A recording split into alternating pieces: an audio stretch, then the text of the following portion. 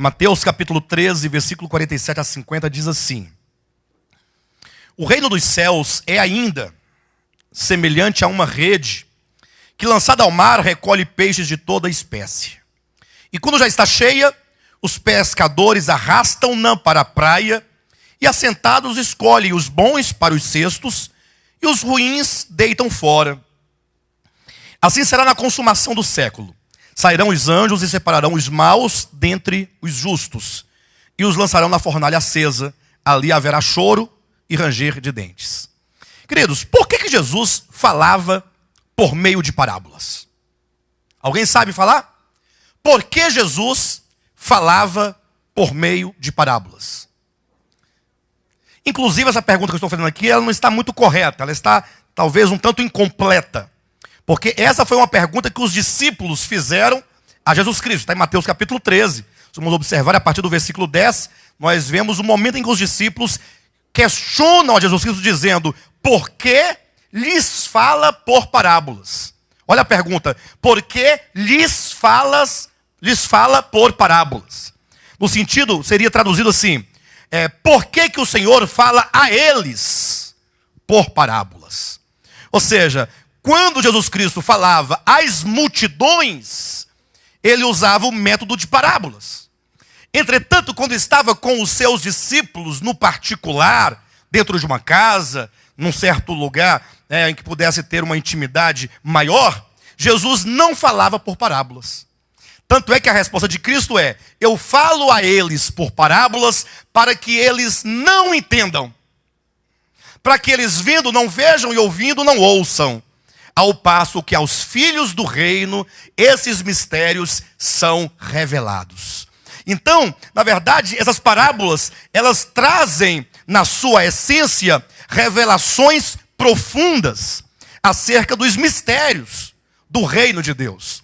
O reino de Deus consiste no mistério, de maneira que aqueles que não são eleitos, de maneira que aqueles que não são filhos, eles não podem entender esses mistérios. Esses mistérios estão ocultos para aqueles que não são os eleitos de Deus. Agora, os eleitos de Deus, pelo contrário, eles recebem esta revelação de Deus no seu espírito. Não é meramente uma revelação intelectual, no âmbito do intelecto, mas é uma revelação no espírito.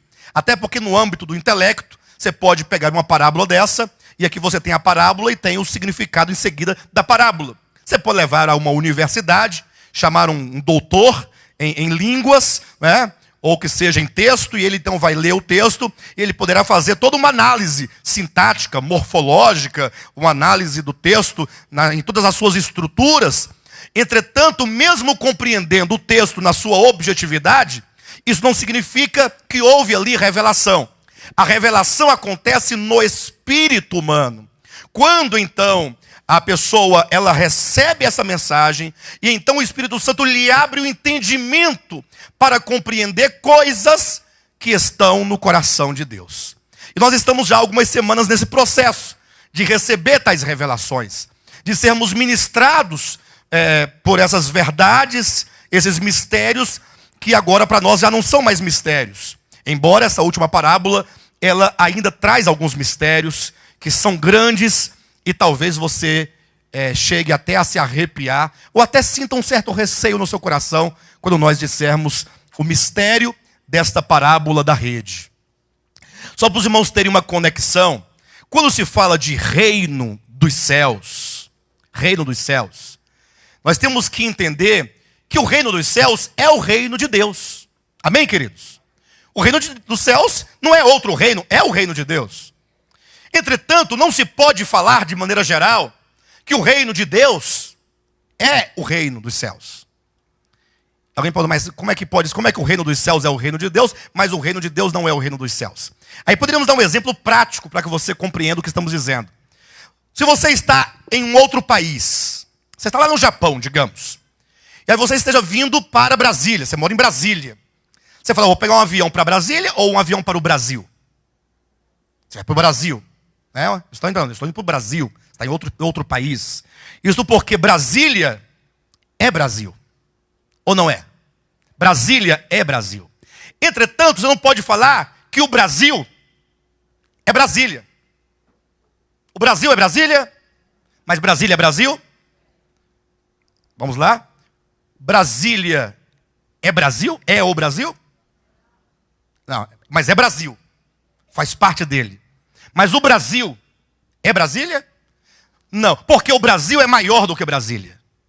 Enquanto que Brasília, embora parte do Brasil, ele é menor do que o Brasil. Assim é o reino de Deus e o reino dos céus. O reino de Deus, ele é maior do que o reino dos céus. Em que aspecto? O reino de Deus, ele vai de eternidade a eternidade. Esse é o reino de Deus. Ou seja, desde do primeiro relacionamento de Deus com as suas criaturas, com o seu poder e o seu domínio e autoridade, ali já é o reino de Deus. O reino dos céus, entretanto, se refere ao reino de Deus desde a encarnação de Jesus Cristo até o final do milênio. Por que desde a encarnação de Jesus Cristo até o final do milênio, o reino de Deus agora é chamado de reino dos céus? Exatamente porque dentro deste período da encarnação de Cristo até o final do reino milenar, este período é o período em que o reino de Deus, ele ganha uma natureza intrínseca, uma natureza de caráter espiritual, uma natureza orgânica, em que o reino de Deus não é um trono lá em Jerusalém, no qual se assentava Salomão, se assentava Josafá, se assentava, porque o reino de Israel, embora reino de Deus, ele tinha uma natureza terrena, tinha uma natureza política, uma natureza material, porque os seus limites estavam em Jerusalém. O trono estava em Jerusalém. O rei era um homem que ali estava assentado. E tudo o que acontecia ali era de ordem material. Até as bênçãos que Deus prometeu na primeira aliança para o povo de Israel eram bênçãos de caráter temporal e de caráter material. Basta que você leia Deuteronômio capítulo 28 e você verá como que aquele reino de Deus com o povo de Israel antigamente era um reino de características meramente humanas. Quando, entretanto, veio, o verbo se fez carne, e aqui começa de fato esse reino dos céus, ou o reino dos céus, ou melhor, o reino de Deus, ele assume agora a partir de Cristo uma outra natureza, ele assume uma natureza interior, orgânica. Imagine que Deus, o verbo que é Deus, ele se fez o quê? Carne. Então aqui está o reino dos céus. Quando Deus entra dentro do homem, não é uma questão de Deus aparecer para o homem lá no Monte Sinai. Falar, pessoal, eu vou dar essas leis aqui para vocês cumprirem, viu? E se vocês transgredirem, eu vou dar chicotada em todos vocês. Não é isso. Agora, Deus, ele vem habitar o homem. A natureza orgânica desse reino é Deus no espírito humano. Esse é o primeiro mistério revelado nessa primeira parábola, que é a parábola do semeador. O reino é semeado dentro do coração do homem. E aí nós temos que agora abandonar qualquer conceito e qualquer entendimento de um reino meramente litúrgico, meramente ritualístico, meramente exterior, para agora voltarmos para o nosso interior. O Espírito de Deus habita em todo aquele que crê. O inimigo, entretanto, ele vem para confundir, e ele vem para roubar esse entendimento, para que você não viva como templo vivo de Deus, para que você não viva a vida interior com Deus, não tenha uma experiência de vida no seu interior, para que você viva de maneira superficial, viva de maneira exterior, viva de maneira ritualística, preocupado com as coisas exteriores. Aí veio o diabo, semeou o joio no meio do trigo, veio o diabo, transformou a pequena hortaliça numa grande árvore, veio o diabo e colocou o fermento na farinha. São ações do maligno para corromper e para destruir. Por isso que então o Senhor fala da parábola do tesouro escondido e a parábola da pérola, dizendo que muitos, ou que sejam poucos, né, acabarão por encontrar um tesouro escondido. Ora, o tesouro escondido é o reino de Deus, que foi perdido, não do interior dos filhos de Deus, mas foi perdido do entendimento. Então, resgatar esse tesouro, no sentido de você encontrar o tesouro, ou a pérola de grande valor, e então você, entendendo o valor e a preciosidade desse reino de Deus, que está oculto no campo, ou que é uma pérola raríssima de grande valor, porque você compreende no seu coração. Quem obtém a revelação deste reino, o que ele faz? ele abre mão de tudo para alcançar este reino. Ele vende tudo o que tem para comprar esse reino. Vende tudo o que tem para comprar o campo, que tem o tesouro, a pérola. Não está falando do dinheiro físico, material. Não. Está dizendo de quê? Está falando que você agora consegue observar naquele reino que ele é mais precioso do que qualquer outra coisa. Nada existe mais precioso do que o reino de Deus. Nada. Você pode ganhar o mundo inteiro, você pode comprar todos os carros do mundo inteiro, os carros importados, todas as casas, as mansões, você pode ter todo o dinheiro do mundo, mas nada se compara ou equivale ao reino de Deus no interior do homem. Esse reino de Deus, entretanto, atenção, um dia ele vai se manifestar. Foi aqui que nós paramos na semana passada. Ele vai se manifestar. A Bíblia diz que um dado momento escatológico, os filhos de Deus, eles se manifestarão como tais. Esse reino hoje está em nós, ele nos governa, está no nosso espírito. Entretanto, se você chegar para alguém e falar assim, olha, olhe para mim, a pessoa vai olhar para você, e você vai dizer assim, olha, eu sou o reino de Deus, porque o reino de Deus está dentro de mim. A pessoa vai dizer, você está ficando doido? E se você afirmar, está dentro de todo mundo? Não, está dentro somente daqueles que creem no Evangelho. Aí piorou a situação. Vão dizer que você está louco. Porque qual é a diferença entre você e o outro? Qual a diferença entre o filho de Deus e a criatura de Deus? Porque é dito, ide pregai o evangelho a toda criatura. Portanto, todos são criaturas. Agora, somente quem crer é que será feito filho de Deus. É esse ser filho de Deus que é o ser constituído reino. Aí alguém vai dizer assim, mas como é que você pode provar isso? Então, humanamente falando, fica um tanto difícil você provar questões espirituais. Entretanto, um dia, esse reino vai se manifestar. Será a manifestação do reino de Deus ao mundo inteiro. Isso acontecerá por ocasião da segunda vinda de Cristo. Evidentemente, esses que serão manifestados durante esse reino a todo mundo, são aqueles que, ao encontrarem a pérola de grande valor, são aqueles que, ao encontrarem o tesouro no campo, eles vendem tudo o que têm para adquiri-lo. Ou seja, fazem daquilo, ou do reino de Deus, a coisa mais importante. A pessoa está disposta a abrir mão de qualquer coisa para experimentar e vivenciar esse reino de Deus. Então, quando Cristo voltar, Cristo e o seu povo, redimido, santificado, transformado, conformado, glorificado, salvo plenamente, Cristo e a sua igreja vencedora. Entenda essa palavra, igreja vencedora. A igreja de Cristo ela é muito grande, mas o Apocalipse diz que somente aqueles que vencerem é que receberão da parte de Cristo o compartilhar do seu reino. Somente os que vencerem. Nós lemos em Apocalipse, eu quero ler com os irmãos agora novamente. Apocalipse capítulo 2, abra sua Bíblia e observe o que está escrito, versículo 26 e 27. Diz assim, olha, ao vencedor que guardar até o fim as minhas obras, eu lhe darei autoridade sobre as nações. Então nós temos aqui algumas informações. Então, eu pergunto à igreja, para quem o Senhor dará autoridade sobre as nações? Ao vencedor. Pastor, mas eu penso que todos os crentes são vencedores. Então você tem que ler com mais atenção cada uma dessas cartas aqui do Apocalipse. Carta a Éfeso, carta à igreja em Esmirna, carta à igreja em Pérgamo, carta à igreja em Tiatira, carta à igreja em Sardes, carta à igreja em Filadélfia, carta à igreja em Laodiceia. Ao lermos essas cartas, o que nós vamos observar? Que em cada uma delas, o Senhor se dirige, primeiramente fazendo um elogio àquela igreja.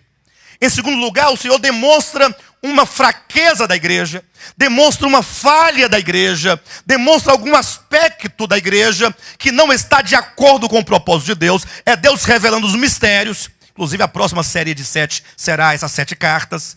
E então, no finalzinho de cada uma das cartas, o próprio Jesus nos convida a uma mudança, ao arrependimento.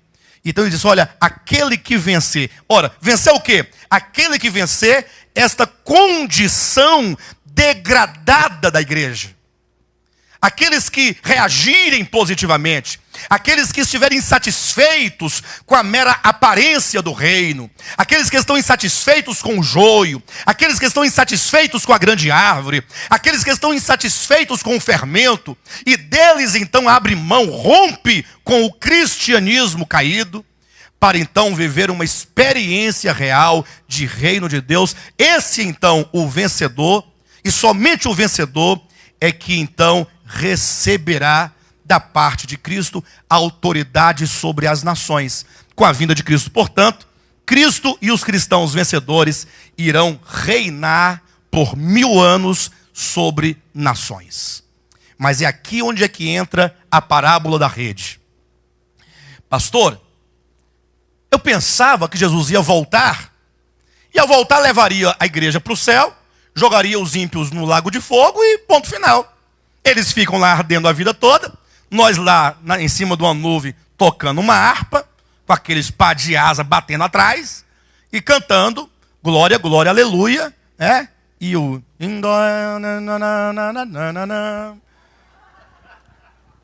Mas não é assim que nós pensávamos? Chegar lá, imagina um guarda-roupa grande que tem, cheio de roupa branca. E aquela fila enorme, né? Cada um para receber sua roupa. E na gola de cada vestido, o nome da pessoa. Está lá, o nome da irmã Raimunda. Essa aqui é minha, o anjo já tirou a medida, já viu a altura. Tem uns que vai ter que fazer a barra. Isso aí é um entendimento totalmente humano e distorcido da Escritura.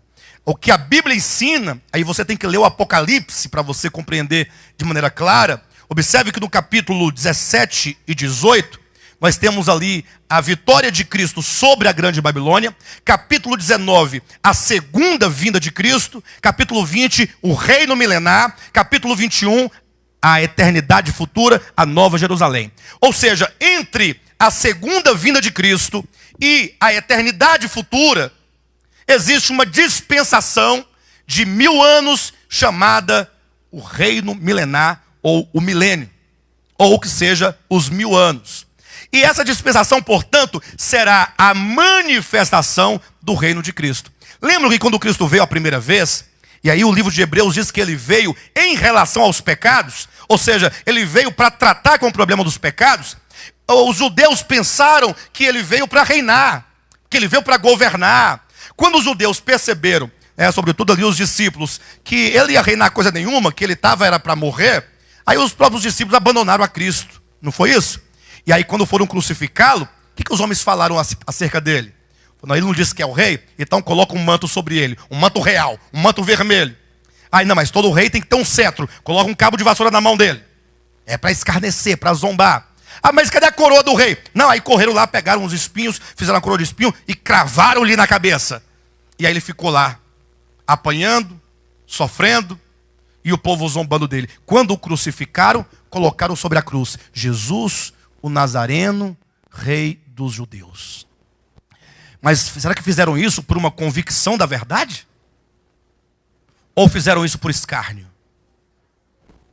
Quando agora Jesus, aquele mesmo que foi crucificado, não é outro, o crucificado, que ressuscitou, que ascendeu aos céus, que está hoje exaltado à direita do Pai, está entronizado, glorificado, que se tornou Senhor e Cristo, que é o Senhor de todo o universo, que ele voltar à terra, então agora ele virá, e é dito na Escritura que sobre a sua coxa, no seu manto está escrito: Rei dos Reis e Senhor dos Senhores. Agora ele voltará, não mais em relação aos pecados, ele voltará para manifestar o seu reino, para manifestar a sua glória, para manifestar a sua realeza. Ele de fato reinará sobre as nações com cetro de ferro. Haverá um reino de justiça, haverá um reino de equidade. Infelizmente, nós temos no coração sempre aquela expectativa e aquela esperança de que nós teremos um mundo melhor. O homem anda sempre atrás de um mundo melhor. E para tanto, nós acreditamos que nós podemos mudar, mudando os nossos representantes lá na Câmara, não é? Podemos mudar lá o governo, e nós vamos mudar, e nós lutamos e discutimos isso. E isso até de certo modo saudável, no âmbito social e político de cada um de nós. Entretanto, A nossa única verdadeira esperança está em Jesus Cristo. Somente Jesus é que vai instaurar um reino de justiça, um reino de equidade, um reino onde de fato vai prevalecer a justiça de Deus.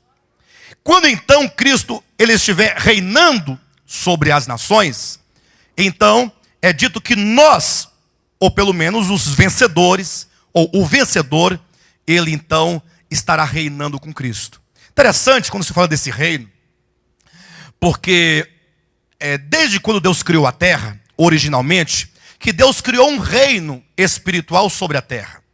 Deus criou nos ares, no segundo céu, como está em Efésios, capítulo 5, ou capítulo 6, também está em Colossenses capítulo 1, também está em outros livros da Escritura, em Apocalipse, dizendo que existe aí nos ares todo um governo, em que originalmente Lúcifer fora colocado como príncipe deste mundo, e sob o seu comando e auxiliando-o, principados, potestades, dominadores, poderes, forças espirituais, de modo que existe todo um reino espiritual sobre a terra, de modo que aqui também na terra tem os presidentes, os reis, os imperadores, mas que são controlados por esse reino superior. Os céus governam a terra. Acontece primeiro no céu, para depois ocorrer aqui na terra. Quando Cristo voltar, o Senhor vai despojar e vai retirar e vai destronar Satanás com os seus anjos caídos desses postos. E o próprio Jesus Cristo, com os vencedores, vão ocupar esses tronos neste palácio e santuário espiritual sobre a terra. Cristo e os vencedores reinarão sobre as nações, conforme está claramente aqui. Mas surge uma pergunta, pastor: quem são essas nações?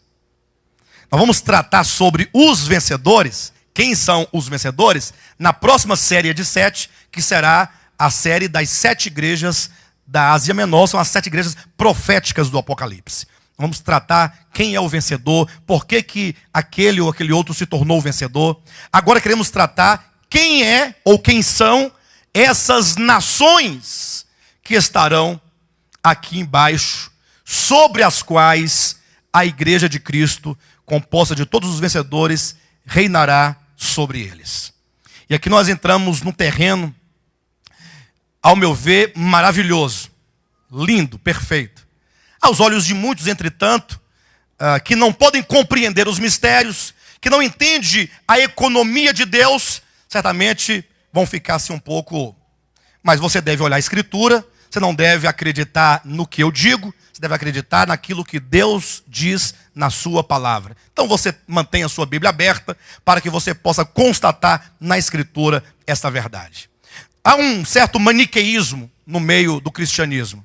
Esse maniqueísmo, que vem desde sempre da origem do cristianismo, é aquela ideia de que existe o bem e o mal. Existe a luz e as trevas. De que você vai para o céu ou para o inferno. E meio termo. Aí esse cristianismo, primeiramente por meio do catolicismo romano, colocou: se vocês quiserem ir para o céu, então venham a mim, que eu sou a autoridade maior da igreja, a quem Deus conferiu as chaves do reino, e aí eu posso absorvê-lo ou condená-lo. E aí a igreja católica romana manteve esse controle de céu e inferno, na medida em que as pessoas submetiam-se ou não às suas ordens e aos seus desejos. Passado isso, veio a reforma protestante, que também continuou pregando esse maniqueísmo de céu e inferno, dizendo: ou você vem para o nosso lado, ou então se você ficar aí na igreja romana, você vai para o inferno. Então ou é aqui para o céu, ou é aí para o inferno. Quando vem o movimento evangélico, que é a última expressão do cristianismo, ainda que essa última expressão ainda se subdivide em outras duas, e agora está nascendo uma terceira, que é o pentecostalismo e o neopentecostalismo, está surgindo uma outra terceira, que não vou dizer agora, mas esse grupo foi o pior. Falou assim: olha, é o seguinte, Jesus, ele vai salvar quem? Ele vai salvar aqueles que aceitam Jesus. Se você aceitar Jesus, está salvo. Se você não aceitar, você está perdido. Mas e como é que eu sei se eu aceitei Jesus ou não? Você tem que vir aqui na minha igreja. Quando você ouvir o apelo, você levanta a mão. Nós vamos orar por você, te entregar um manual de doutrina. Se você cumprir direitinho, você vai. Se não, você não vai. E assim, os evangélicos pregaram por muito tempo dizendo que nós evangélicos, que não dá nem para ser visto no mapa, se você não, digamos no mapa, no sentido, se você pudesse colocar as religiões todas e todas as expressões, procurar com uma lupa você não encontraria, porque se você imaginar que o movimento evangélico, ele está limitado, não somente em número, mas também no tempo e no espaço, o que seria de todo o restante da humanidade, desde Adão até agora os últimos dias? A resposta é simples: vão todo mundo para o inferno. Vai todo mundo para o lago de fogo. E só nós, evangélicos, que estamos salvos. E você também não está garantido, não. Você pode ser evangélico, mas você tem que se manter evangélico até o fim. Porque num vacilo que você der, e você tiver o azar de morrer nesse deslize, inferno direto.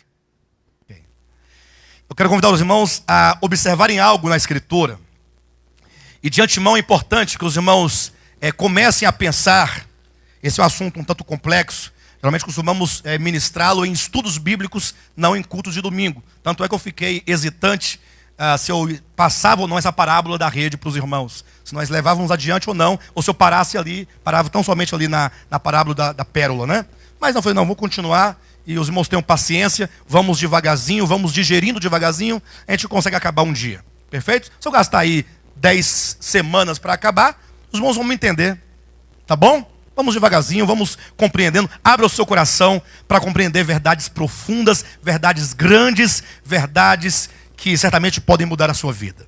Então veja, quando você pensar na humanidade, atenção, quando você pensar na humanidade, desde o que a Bíblia chama lá de Adão, digamos, e todos que nasceram, imaginem quantos homens sobre a terra, quantas civilizações que viveram em lugares remotos, que viveram em tempos remotos, pessoas que nunca ouviram falar do Deus de Abraão, de Isaac e de Jacó, que nunca ouviram falar de Moisés, que nunca ouviram falar da lei, que nunca ouviram falar de Jesus Cristo, que nunca ouviram falar de Pedro, João e Tiago e Paulo, que nunca ouviram falar da Escritura Sagrada enquanto Bíblia é sagrada.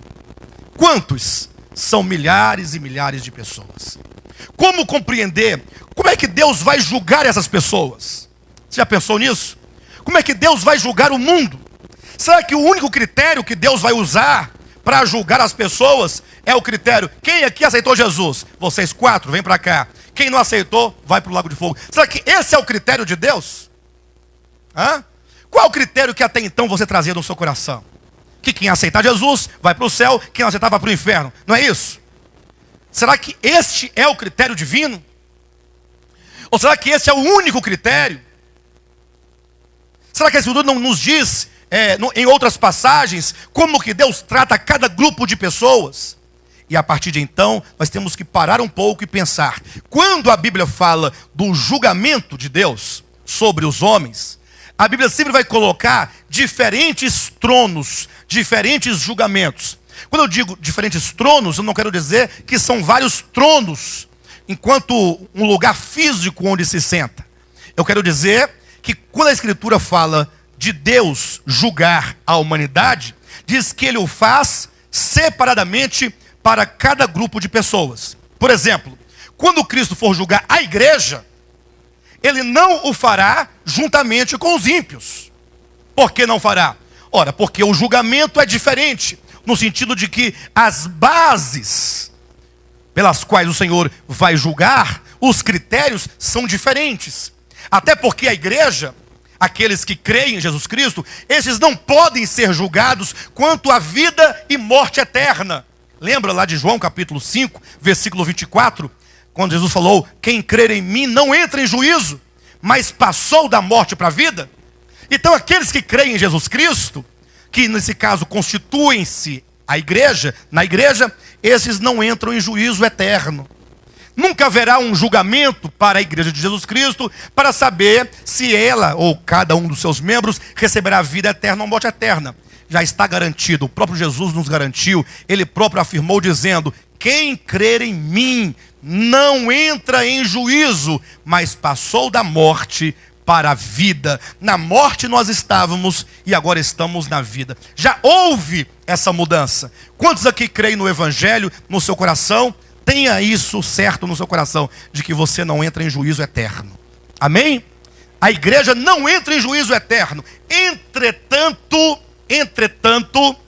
temos que ressaltar, conforme está em 2 Coríntios, capítulo 5, versículo 10, quando o apóstolo Paulo diz: importa que todos nós, ora, nós quem?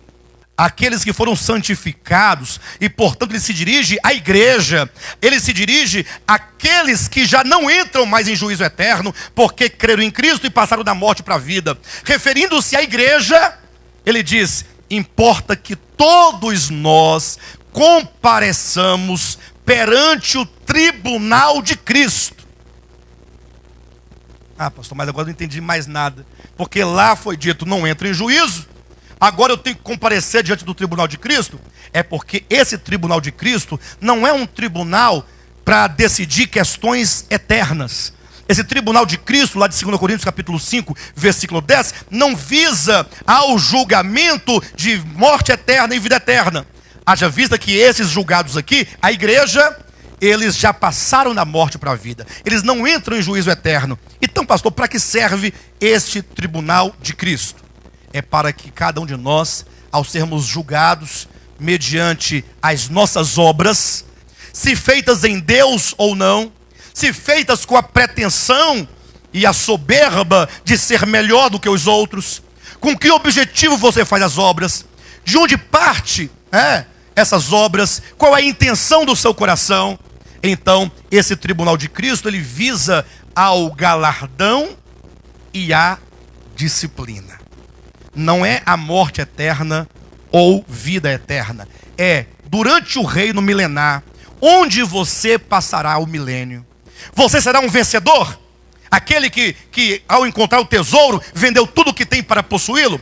Você será um vencedor como aquele que ao encontrar a pérola de grande valor, vendeu tudo o que tinha para possuir aquela pérola? Você colocou o reino de Deus em primeiro lugar na sua vida? O que ocupou o seu coração? Se você foi um vencedor, então você receberá o galardão de reinar com Cristo sobre as nações.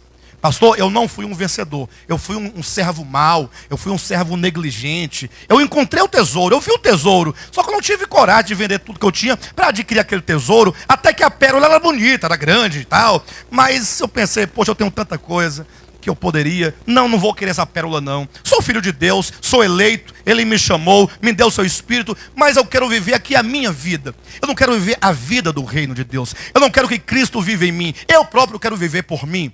Então, você, durante o reino milenar, será disciplinado por Deus. Bem, mas eu disse isso.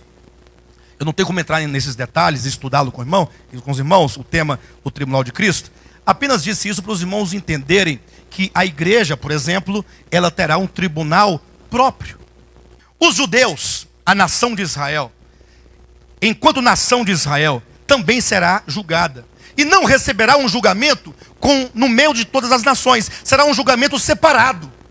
Você vai encontrar isso em Mateus, lá no capítulo 19, quando Jesus Cristo diz que há 12 tronos, sobre os quais os 12 apóstolos se assentarão para julgar as 12 tribos de Israel.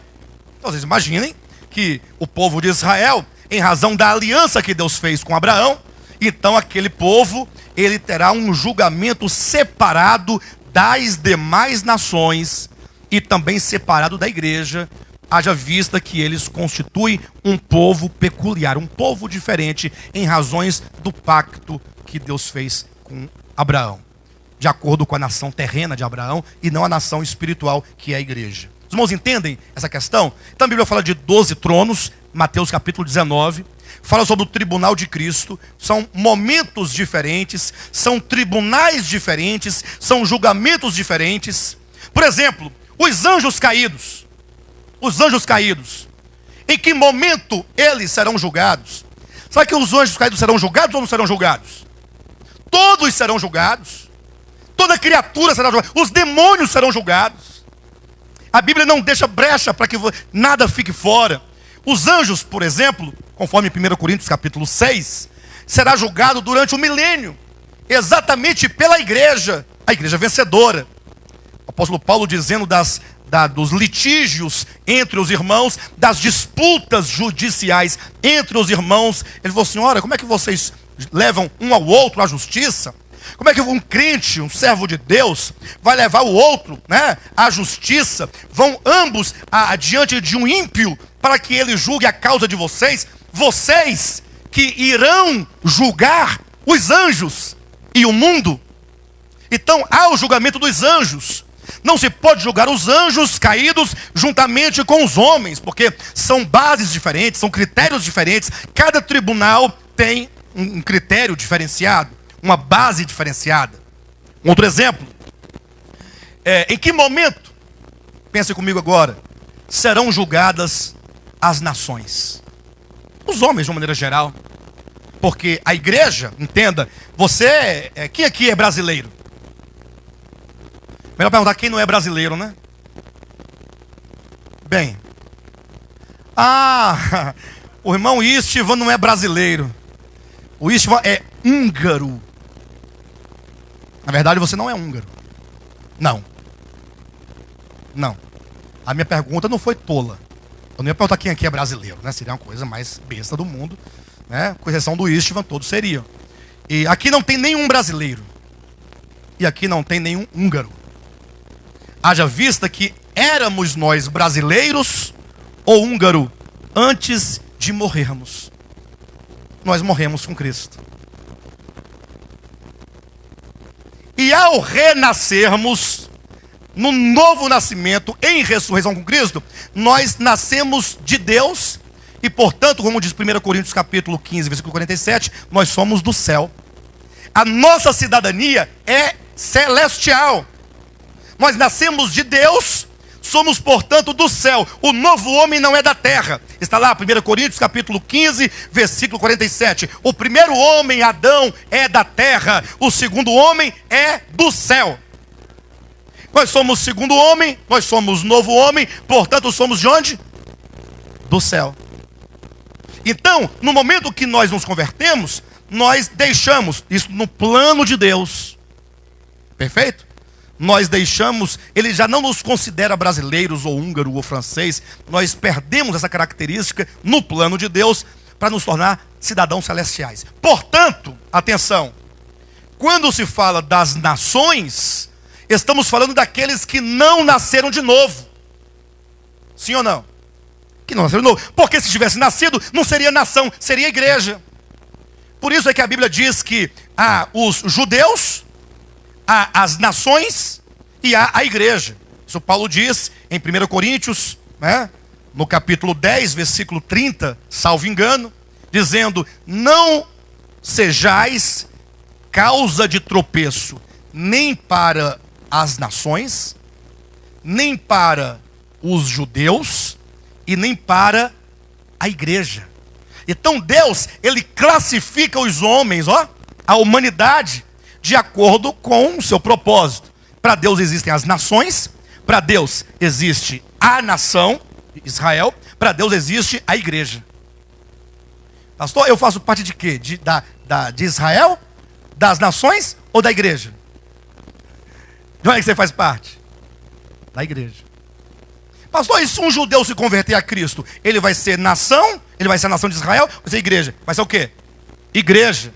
Porque na igreja não tem judeu, nem grego, nem escravo, nem livre. Quantos se convertem a Cristo, torna-se novo homem. Um novo homem. Único homem. Cristo e a igreja, o novo homem. Então, quando Deus for julgar a igreja, tem o tribunal de Cristo. Quando for julgar os anjos, terá o tribunal dos anjos. Quando for julgar, no caso, quem? Os judeus têm os 12 tronos, não é isso? E quando ele for julgar as nações, hein? E quando ele for julgar as nações, e aqui é o grande tema do apóstolo Paulo. Lembra que o apóstolo Paulo vai dizer lá em Romanos capítulo 2? Quando Jesus Cristo julgar os segredos dos homens conforme o meu evangelho. Parece estranho o apóstolo Paulo dizer, conforme o meu evangelho. Paulo bastaria dizer, conforme o evangelho.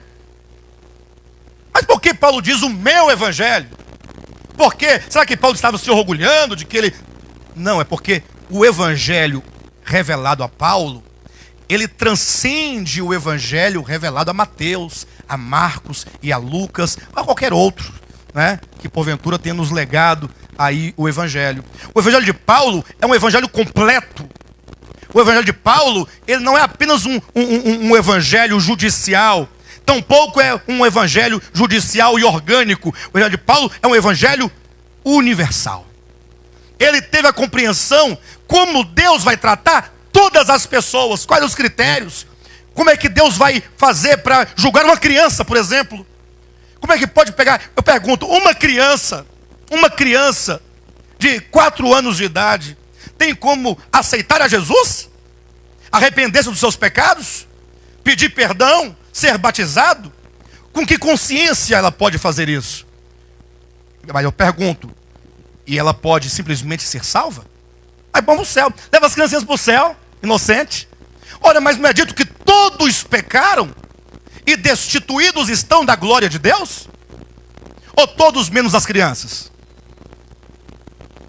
Hã? Todos pecaram ou todos menos as crianças? Observa que há alguns problemas que têm que ser resolvidos. Nós temos que compreender. Quando diz todos pecaram, todos os homens do mundo inteiro. Como então o Senhor vai julgar? Aí Paulo diz, Deus julgará os segredos dos homens conforme o meu evangelho. Esse evangelho de Paulo, que é um evangelho não somente judicial, não somente orgânico, mas também é um evangelho universal. Ele fala mesmo daqueles que viveram num tempo remoto, num lugar remoto, mesmo aqueles que nunca ouviram falar a palavra Jesus, aqueles que nunca ouviram falar a palavra Bíblia, que nunca ouviram a palavra Moisés, que nunca ouviram a palavra lei, que nunca ouviram nada. Pessoas distantes, remotas. Como Deus irá tratar as nações? Pastor, o que isso tem a ver com a parábola da rede? Eu não sei se eu vou conseguir dizer hoje para os irmãos, né? O assunto é denso, eu tenho que ir devagarzinho para você ir digerindo, porque se você se entalar, você pode morrer. Não pode. Se você entalar, você pode até nunca mais voltar aqui. Então temos que ir devagarzinho, e você vai compreendendo aos poucos. Perfeito? O evangelho de Paulo é um evangelho universal. Ele próprio, falando de si mesmo, ele disse lá em 2 Coríntios capítulo 12, assim, olha, conheço um homem, falando de si mesmo, que há 14 anos ele foi arrebatado até o 3º céu. E sei que tal homem também foi arrebatado ao paraíso. Ou seja, foi ao 3º céu e também foi ao paraíso. E lá, diz ele, ouviu palavras inefáveis, que ao homem não é lícito referir. Ou seja, o apóstolo Paulo, ele recebeu tantas revelações, mas tantas revelações, que Deus falou assim, olha Paulo, muita coisa você não está autorizado a dizer, e outras coisas, mesmo que você tivesse autorização, não há linguagem humana que expresse, não há linguagem humana capaz de expressar o que você compreendeu nos teus arrebatamentos. Agora, aquilo que você poderá falar, que é o mínimo que eu vou permitir que você transmita aos homens, ainda assim, é ainda um evangelho mais amplo, porque ele abarca e ele inclui a todos os homens. O grande problema do cristianismo foi que eles leram superficialmente os evangelhos e esqueceram do evangelho paulino. E aí, nem mesmo compreenderam os evangelhos, né? Que dirá o evangelho de Paulo, que é mais amplo. De modo que, quando Deus então for julgar as nações, aí ele estabelece na sua economia 2 tribunais para as nações. Pastor, mas 2? Por que 2? Interessante. Ele estabelece um tribunal para julgar as nações no início do milênio. Está em Mateus capítulo 25, versículo 31 em diante. E ele estabelece um outro tribunal no final do milênio, que é chamado o grande trono branco. Então é isso que você tem que compreender. O grande trono branco não é para a igreja. O grande trono branco não é para os anjos. O grande trono branco é para as nações. Tanto quanto o trono de glória, Mateus 25:31 fala: quando vier o Filho do Homem com os seus anjos, na glória do seu Pai, na sua própria glória e dos seus anjos, ele se assentará no trono de sua glória, e ele reunirá ao seu redor as nações. E ele então vai julgar, vai separar os bodes das ovelhas. Pastor, aí não, aí o senhor está pulando corguinho. Aí é a igreja. Nós vamos ler o texto e você dirá se são as nações ou a igreja. Deixa a escritura falar. Perfeito? Deixa ela falar. Deixa ela falar. Para você de falar. E eu só posso falar o que ela diz. Se eu acrescentar, você levanta a mão do seu lugar, fica de pé e você pode me repreender. Perfeito? Mas veja, o trono de glória antes do milênio, o trono branco depois do milênio. Pastor, mas por que 2 tronos para as nações? Simples. O trono de glória será para julgar as nações que estarão vivas por ocasião da segunda vinda de Cristo. Quando Cristo voltar, não terá nações sobre a terra? Agora eu pergunto, e quantas nações não morreram? Estarão mortas? Não são também muitas? Ou não?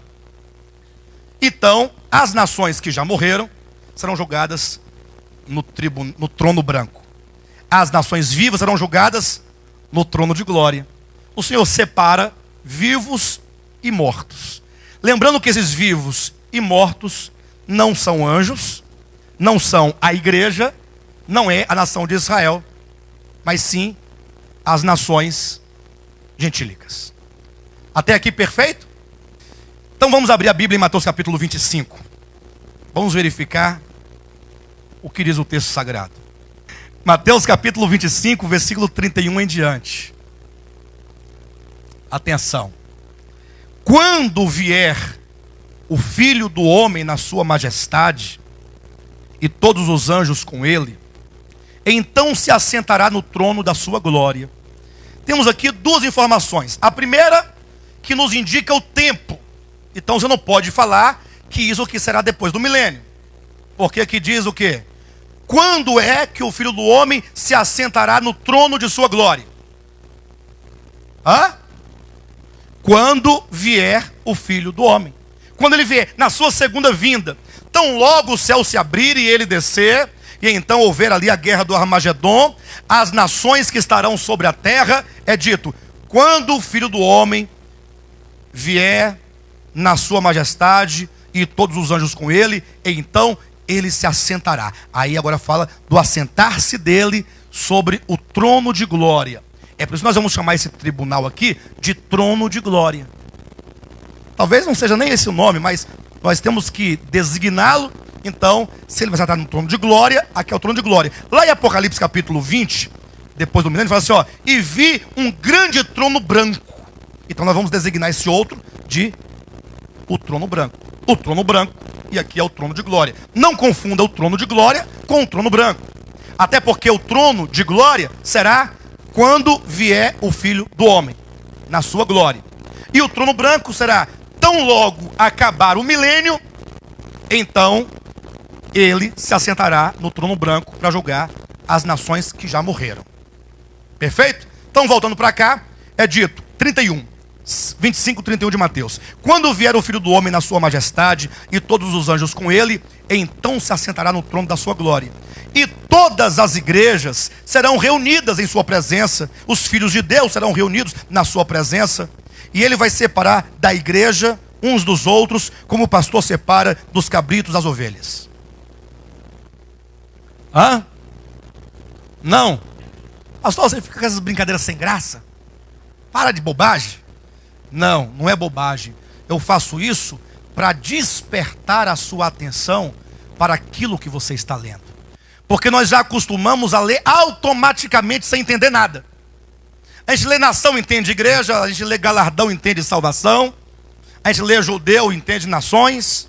É porque como nos enganaram muito tempo, com muitos enganos, muitas mentiras, você toma aquela mentira e ao ler o texto, a mentira logo vem na sua mente e você não entende o que o texto está dizendo.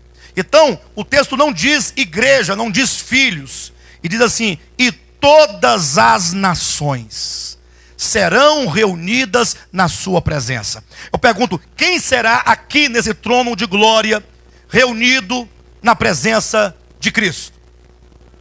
As nações. Você estará lá? Por que você não estará lá? Porque você não é nação. Pastor, como é que eu não sou nação? Eu não sou brasileiro. Você não é brasileiro. Já te falei, você é do céu. Você morreu com Cristo, você ressuscitou com Cristo, você está sentado nos lugares celestiais em Cristo Jesus. Você é do céu, é novo homem. Essa é a economia de Deus. As nações, eles não receberam a Cristo, não receberam a filiação do modo como nós recebemos. Ah, pastor, então o que vai acontecer com essas nações que serão reunidas? Eu já sei, o Senhor vai declarar que todos eles vão para o lago de fogo, porque não aceitaram Jesus, não é isso? Pessoal, isso é muito sério. Talvez isso que você vai ouvir hoje, talvez nem escute hoje ainda, não vai dar tempo. Mas isso que você vai ouvir hoje, ou a semana que vem, ou na outra semana, não sei quando, mas se você voltar aqui, você vai ouvir, talvez te soe estranho. Talvez te soe estranho. Mas será que é estranho porque eu estou mentindo? Será que é estranho porque eu estou inventando? Será que é estranho porque eu sou um herege? Ou será que é estranho porque você não leu a Escritura com atenção? Ou será que é estranho porque tudo que você ouviu até hoje foi um maniqueísmo caído? Então, a estranheza virá. Mas você tem que julgar. De onde vem essa estranheza? Será que é porque o pastor Alexandre está trazendo coisas novas que ele está inventando? Ou que alguém inventou e ele acabou pegando isso? Ou será que a estranheza é porque eu, particularmente, nunca me deparei com a verdade escrita? Eu nunca me preocupei em ler a Escritura com atenção, observando, para saber se o que estão pregando aí fora, se de fato é daquela maneira ou não. Eu tenho certeza que hoje os irmãos estão mais atentos a isso, não estão hoje? Mas não é verdade que nós já engolimos muita coisa? Já comemos muita porcaria? Muita carniça? Nós éramos urubus, irmão, comia carniça, bolota de porco, tudo de ruim, a gente engolia e falava glória a Deus. Agora você está tendo um pouquinho mais de critério, mas cuidado para você não se tornar orgulhoso, cuidado para você não se tornar autossuficiente e achar que não precisa nem de Deus mais para viver. Cuidado. Mas o texto diz assim, 25:31, quando vier o Filho do Homem na sua majestade e todos os anjos com ele, então se assentará no trono de sua glória, e todas as nações serão reunidas em sua presença. Eu vou ser redundante, eu vou ser repetitivo, eu vou ser prolixo, não tem problema não, pode me chamar de prolixo, pode chamar. Mais uma perguntinha: quem será reunido na presença de Cristo nesse dia? Vocês estão certos disso? As nações. E você estará nesse dia aqui? Não. Irmã Júlia, você não estará aqui? Certeza? Por qual motivo? Hã? A mocinha falou alguma coisa? É? Foi você? O que você falou? Porque nós fazemos parte da igreja. Ou seja, quando alguém se converte, ele deixa de ser brasileiro, mexicano, chinês, porque ele morre com Cristo. Essa morte para Deus é morte. E você agora tem um novo nascimento, e esse novo nascimento é do céu, é do Espírito, é do alto, é celestial. Então, quem estará aqui? As nações. Então agora você vai ter que encarar esse texto do ponto de vista das nações, daqueles que não receberam a Cristo do modo, atenção, do modo como você recebeu. Pastor, por que você fala do modo? Existem vários modos diferentes? Existem vários modos. Você teve o privilégio de viver na era da graça, na era do Espírito, na era da realidade, na era do Evangelho. Isso é um privilégio, de poder ouvir falar de Cristo do modo como você ouviu. Mas será que a salvação de Cristo, ela não é eterna? Ela não é universal? Será que ela só abarca, ela só inclui as pessoas que estão isoladas nesse tempo? o sacrifício de Cristo só pode salvar esses que estão aqui ouvindo isto? O sacrifício de Cristo é universal. Agora, veja, leia o texto comigo. O que vai acontecer?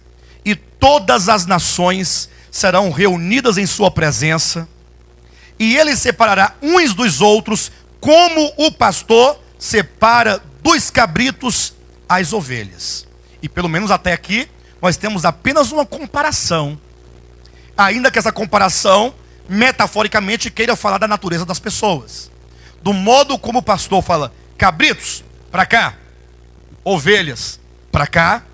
Naquele dia, quando as nações se reunirem em torno de Cristo, ele vai separar uns dos outros. Você, fulano, para a minha direita. Você, Beltrano, para a esquerda. Imagine só, ele separando. E antes de ele falar por que direita e esquerda, alguém pergunta assim, vem cá, estar na direita é bom ou é ruim? Por que o outro foi para a esquerda? É bom ou ruim estar na esquerda? Calma. Ele vai separar. Quando as nações estiverem todas separadas, um grupo à sua direita, outro grupo à esquerda. Versículo 33. E porá as ovelhas à sua direita, mas os cabritos à esquerda. Pastor do céu, peraí. Se ele vai colocar as ovelhas à sua direita, então são os crentes. Hã? Não é ovelha? Ou não é ovelha? O problema é que te disseram que só você é ovelha.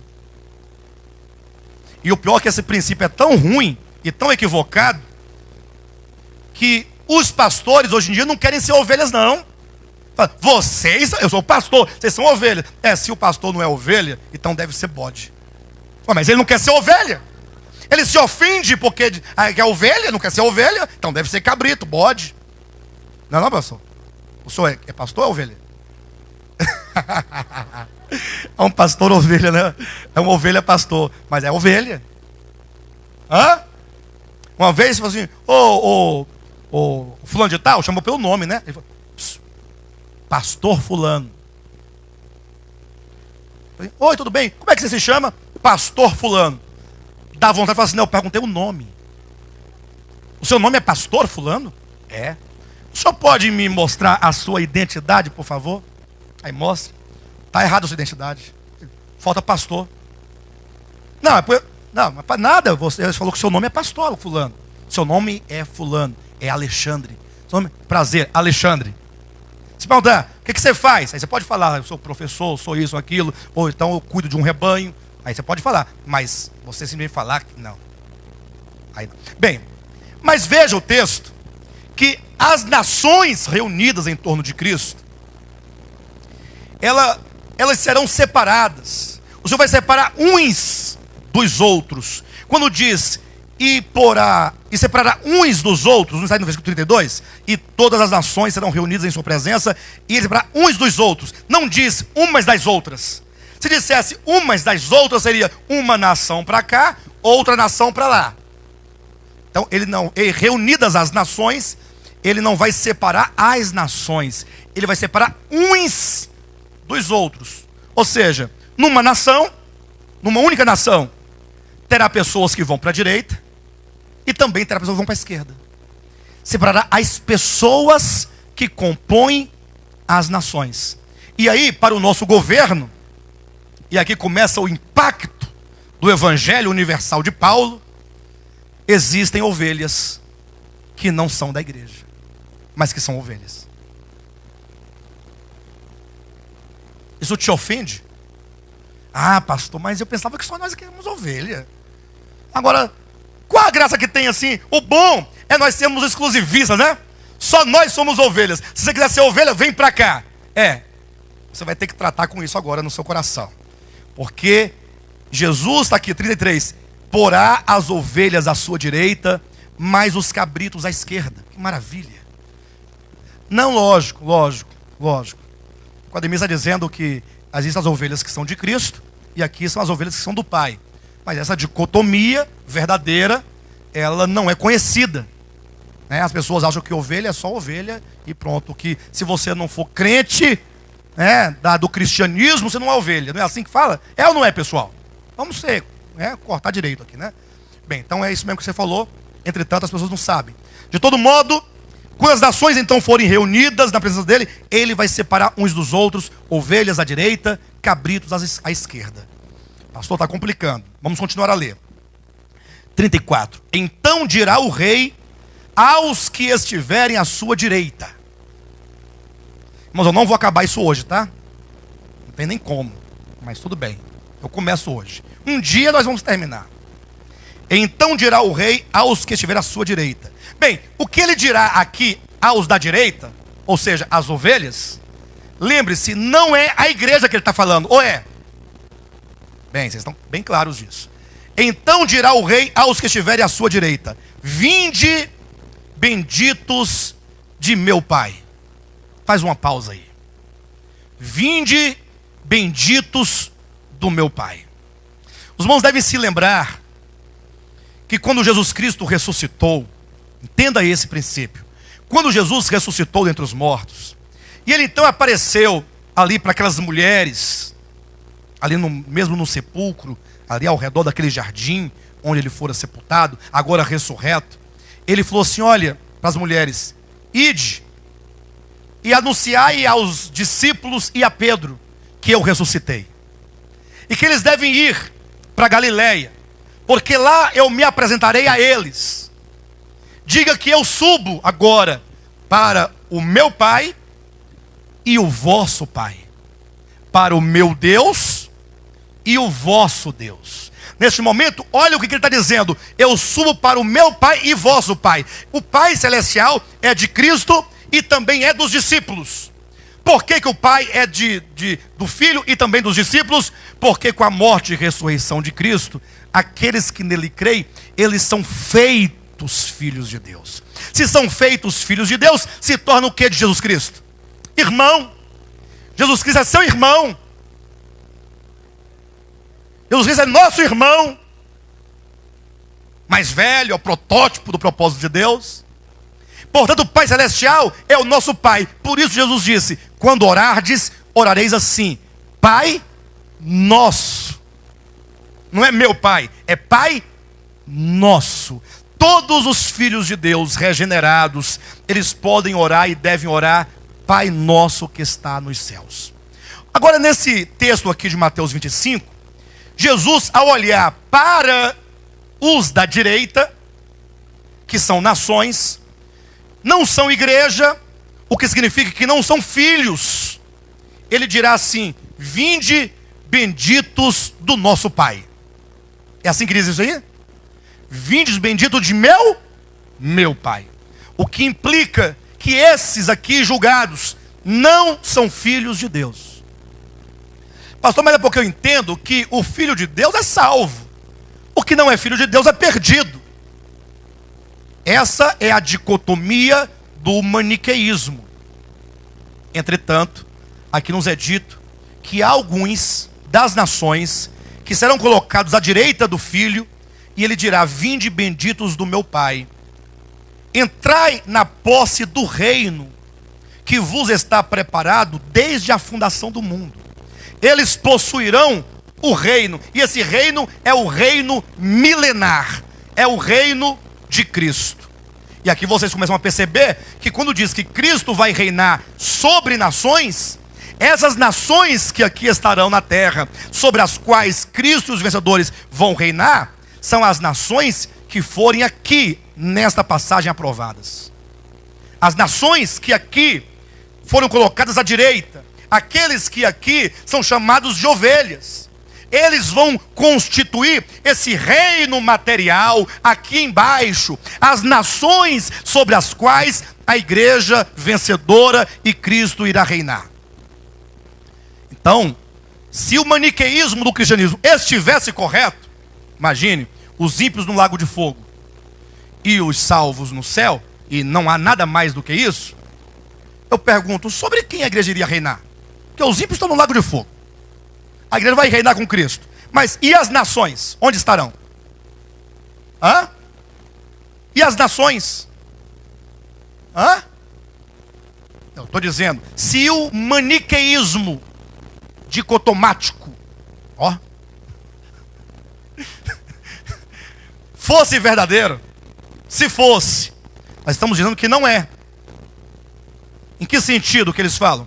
Que os salvos vão para o céu e os perdidos para o lago de fogo? São maniqueísmo. Dicotomizou para lá e para cá. Não tem terceiro grupo. Perfeito? Se fosse assim, sobre quem a igreja vencedora iria reinar? Cadê as nações? Não tem nação. Porque os ímpios estão no inferno, os salvos estão no céu. Então não tem nação nenhuma para reinar sobre ninguém. É por isso que o texto diz que nós vamos reinar sobre nações. E o texto também diz que quando Jesus julgar as nações, ele vai separar uns dos outros, a direita e a esquerda. E aos da direita dirá: vinde benditos do meu Pai. Outras palavras, vocês aqui da minha direita, a quem chamo metaforicamente de ovelhas, vocês são abençoados pelo meu Pai, o meu Pai, e que é Pai da igreja, Pai dos salvos, Pai dos eleitos. Vocês são benditos. E que bênção é essa? Vocês entrarão para o reino. Serão as nações durante o reino de Cristo, sobre as quais Jesus e os vencedores irão reinar. Aí eles vão assim: mas pastor, com que base? Qual é o critério de julgamento para que essas pessoas constituam as nações? Porque eles não receberam a Cristo do modo como nós, igreja, recebemos. E aí Jesus vai explicar. Está aí o motivo. Olha para a sua Bíblia. Versículo 34. Então dirá o rei aos que estiverem à sua direita: vinde benditos de meu Pai, entrai na posse do reino que vos está preparado desde a fundação do mundo. 35 diz: porque vocês creram em mim e foram lavados pelo meu sangue, regenerados pelo meu espírito, vos tornaste igreja. Qual o critério? Por que que esses entrarão para constituir as nações do reino milenar? Porque tive fome e me destes de comer, tive sede e me destes de beber, era forasteiro e me hospedastes, estava nu e me vestistes, enfermo e me visitastes, preso e fostes ver-me. Pensa numa confusão agora, que ninguém lembra dele. E eles perguntarão: quando foi que nós te vimos enfermo, ou te vimos nu, ou te vimos com fome? Quando foi? Nós não nos lembramos de algum dia tê-lo socorrido. Versículo 37. Então perguntarão os justos: ovelhas, e agora justos. Isso é para dar nó na cabeça. Então perguntarão os justos. Ainda bem que quem falou esse texto aqui não foi Paulo, né? Porque senão dizem: não, isso é coisa de Paulo. Porque tudo que o povo não aceita de Paulo fala que ele estava doido. Paulo, por exemplo, ele fala sobre eleição e predestinação de uma maneira belíssima nos capítulos 8, 9, 10 e 11 de Romanos. A pessoa não quer ser, fala: não, esse foi um momento de loucura. Todo mundo em algum momento não fica perturbado da cabeça? Então, quando Paulo ficou perturbado, ele escreveu esse capítulo, perdeu a chance de ficar calado. Ainda bem que isso aqui foi Jesus que disse, né? Não tem como falar que Jesus estava doido. Mas vai ter alguém que diga também. 38, então, melhor, 37. Então perguntarão os justos: Senhor, quando foi que te vimos com fome e te demos de comer, ou com sede e te demos de beber? E quando te vimos forasteiro e te hospedamos, ou nu e te vestimos? E quando te vimos enfermo ou preso e o fomos visitar? 40 diz: o rei, engraçado, que ele vai reunir as nações, e esse que está julgando é o rei. O rei, respondendo, lhes dirá: em verdade vos afirmo, que sempre que o fizestes a um destes meus pequeninos irmãos, a mim o fizestes. Opa, olha aqui: vinde benditos do meu Pai. Não é vosso Pai, é meu Pai. Digamos que vocês fossem as nações, digamos, e eu estou aqui na qualidade de ser o rei que julga. Então, vinde vocês todos benditos do meu Pai. Vocês vão entrar para o reino. Isso porque eu tive fome, vocês me deram de comer e tal. Mas quando foi isso? Quando vocês, nações, fizeram isto, deram de comer, de beber, de vestir, a um destes, aí vem o outro grupo, a um destes meus pequeninos irmãos, estes socorridos por vocês, são meus irmãos. Portanto, somos todos filhos do mesmo Pai. Isso cria a separação para que não haja dúvida de que essas nações não são a igreja.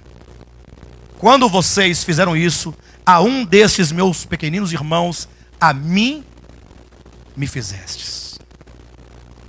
Então, nós estamos diante aqui de uma situação em que pessoas de muitas nações hão de socorrer, em algum momento, não sei quando exatamente, mas nós vamos verificar isso daqui a pouco no Apocalipse, na outra semana talvez, como que em algum momento essas nações haverão de socorrer muitos dos filhos de Deus. E por que eles socorreram?